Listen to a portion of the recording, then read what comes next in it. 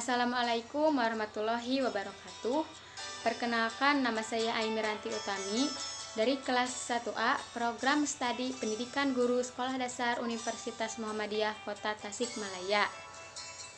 Video ini saya buat untuk memenuhi salah satu tugas mata kuliah Pendidikan dan Pembelajaran IPA di SD. Cara kerjanya yaitu menyiapkan alat tulis dan tabel pengamatan. Yang kedua, pergi ke lingkungan sekitar. Saya sudah pergi ke lingkungan sekitar, yaitu kebun. Dan yang ketiga, menentukan 10 jenis makhluk hidup, 5 hewan dan 5 tumbuhan.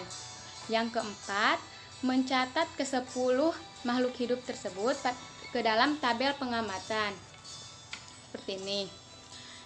Yang kelima, mengamati setiap ciri-ciri makhluk hidup. Yang keenam, membubuhkan tanda checklist sesuai dengan ciri-ciri yang diamati pada tabel.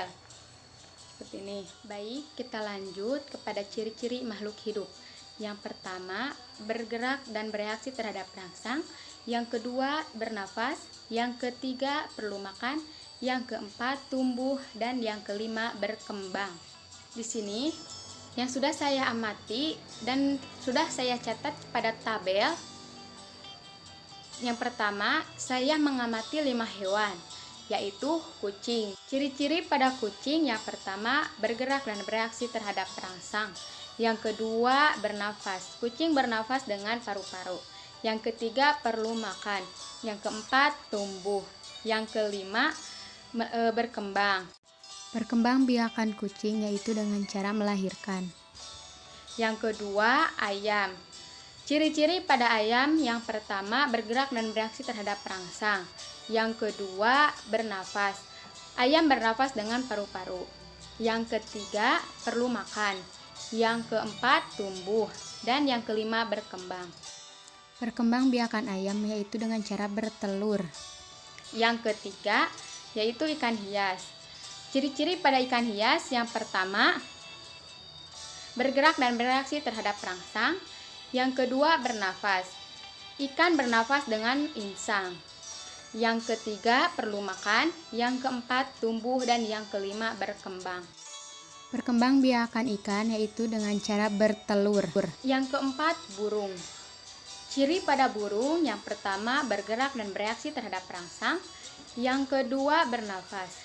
Burung bernapas dengan paru-paru. Yang ketiga, perlu makan. Yang keempat, tumbuh. Yang kelima, berkembang. Perkembangbiakan burung yaitu dengan cara bertelur. Yang kelima, ada kelinci. Ciri-ciri pada kelinci: yang pertama, bergerak dan bereaksi terhadap rangsang. Yang kedua, bernafas. Kelinci bernapas dengan paru-paru. Yang ketiga, perlu makan. Yang keempat, tumbuh. Dan yang kelima, berkembang. Perkembangbiakan kelinci yaitu dengan cara melahirkan. Adapun 5 tumbuhan yang sudah saya amati. Yang pertama, tanaman cabai. Ciri-ciri pada tanaman cabai: yang pertama, bergerak dan bereaksi terhadap rangsang. Yang kedua, bernafas. Yang ketiga, perlu makan. Yang keempat, tumbuh. Dan yang kelima, berkembang. Perkembangbiakan tanaman cabai yaitu dengan menggunakan biji. Yang kedua, pohon pepaya. Ciri pada pohon pepaya yaitu bergerak dan bereaksi terhadap rangsang. Kedua, bernafas. Yang ketiga, perlu makan. Yang keempat, tumbuh. Dan yang kelima, berkembang. Perkembangbiakan pohon pepaya yaitu dengan menggunakan biji. Yang ketiga, pohon kelapa. Ciri-ciri pada pohon kelapa: yang pertama, bergerak dan bereaksi terhadap rangsang. Yang kedua, bernafas. Yang ketiga, perlu makan. Yang keempat, tumbuh. Dan yang kelima, berkembang. Perkembangbiakan pohon kelapa yaitu dengan menggunakan tunas. Yang keempat, ada tanaman putri malu. Ciri pada tanaman putri malu: yang pertama, bergerak dan bereaksi terhadap rangsang. Yang kedua, bernapas. Yang ketiga, perlu makan. Yang keempat, tumbuh. Dan yang kelima, berkembang. Perkembangbiakan tanaman putri malu yaitu dengan menggunakan spora. Yang kelima, pohon pisang. Ciri pada pohon pisang: yang pertama, bergerak dan bereaksi terhadap rangsang. Yang kedua, bernafas, yang ketiga perlu makan, yang keempat tumbuh, dan yang kelima berkembang. Perkembangbiakan pohon pisang yaitu dengan menggunakan tunas. Jadi kesimpulannya, setiap makhluk hidup memiliki ciri yang sama: bergerak dan bereaksi terhadap perangsang, bernafas, perlu makan, tumbuh, dan berkembang. Kelima ciri tersebut pasti melekat pada makhluk hidup, pada tumbuhan maupun hewan.